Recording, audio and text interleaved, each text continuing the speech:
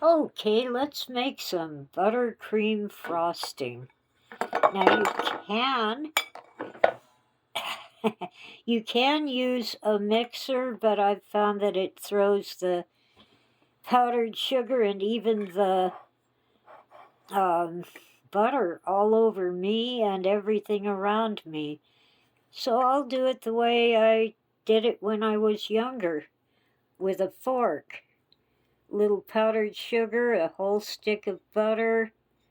I'm using salted butter because salt does elevate the flavor of anything you're making. You just want to um, kind of push the sugar into the butter. Now,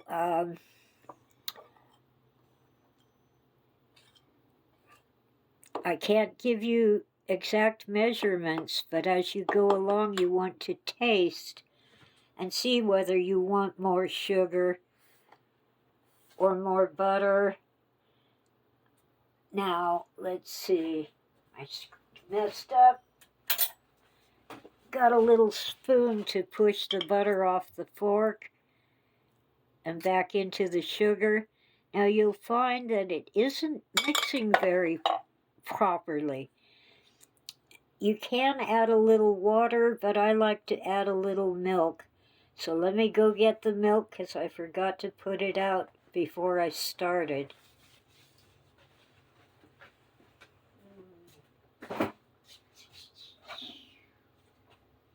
Okay, I got a great big carton of milk. That's going to be clumsy, so I'll pour some milk into a mug, a coffee mug, for more accurate pouring.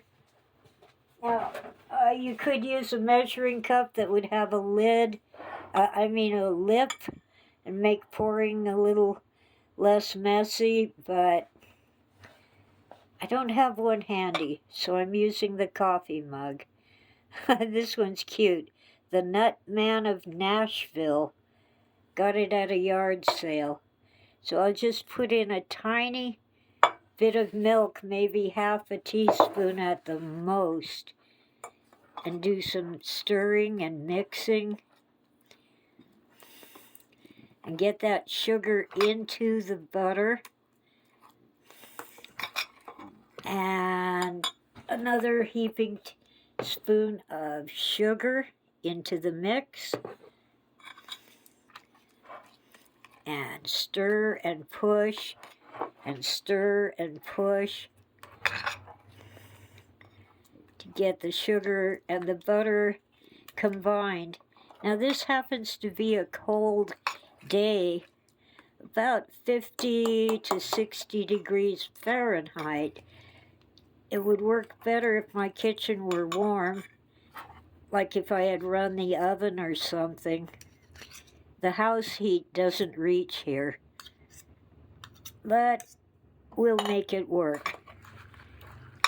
This isn't rocket science, it's just cooking, as Chef Jean-Pierre has been known to say. Also, the milk was cold. Now at this point, I'm going to go ahead and put in vanilla extract.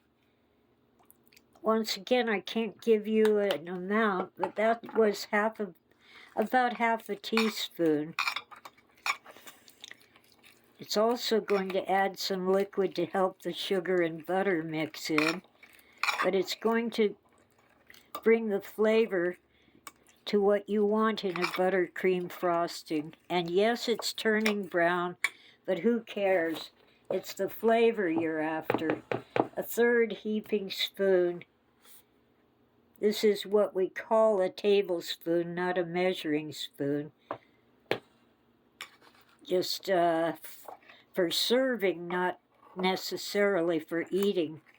Although I often use it to eat a bowl of cereal or some mashed potatoes. By the way, mashed potatoes can make a whole meal, mashed or baked. Just put on butter and whatever you like. I like it with sour cream, and I never can get chives, so I simply cut the green part of a green onion very small. You might call them spring onions. Here we go, it's mixing in. And get the butter off the fork so it'll mix into the sugar.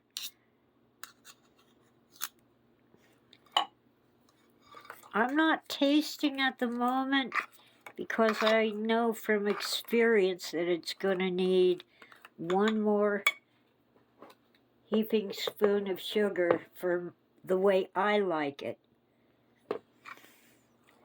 That's 4 heaping spoons of sugar and a full stick of salted butter. Half a teaspoon of vanilla. If you don't like it that way, you can cut it down to a 1/4 teaspoon of vanilla extract. But at this point, I'm ready to taste because it's fairly well mixed in. But I'm pretty sure this is the way I like it because I do it so often. Give it a taste.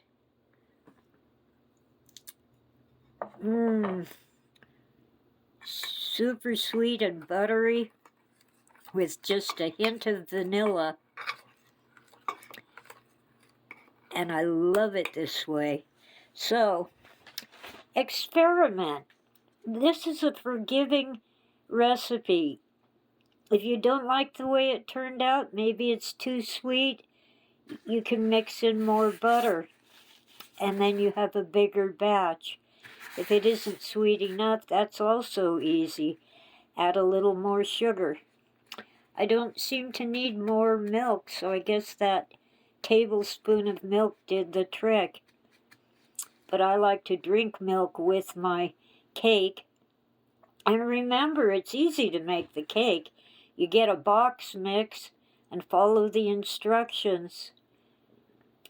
Making a cake from scratch, get a recipe. But I've done both, and frankly,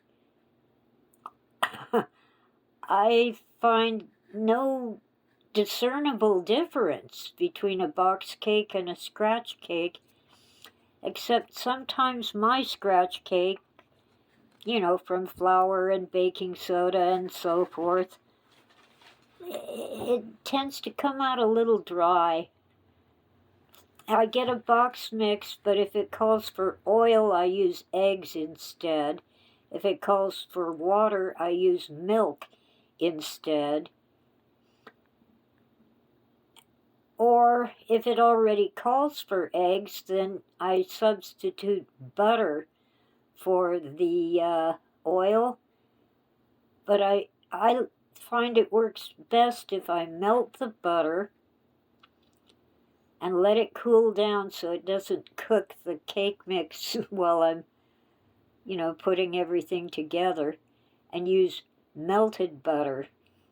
2 sticks of butter, melted but not hot, instead of a 1/2 cup of oil. But it's up to you. Do it the way you want and make it the way you like it. Catch you later. Bye.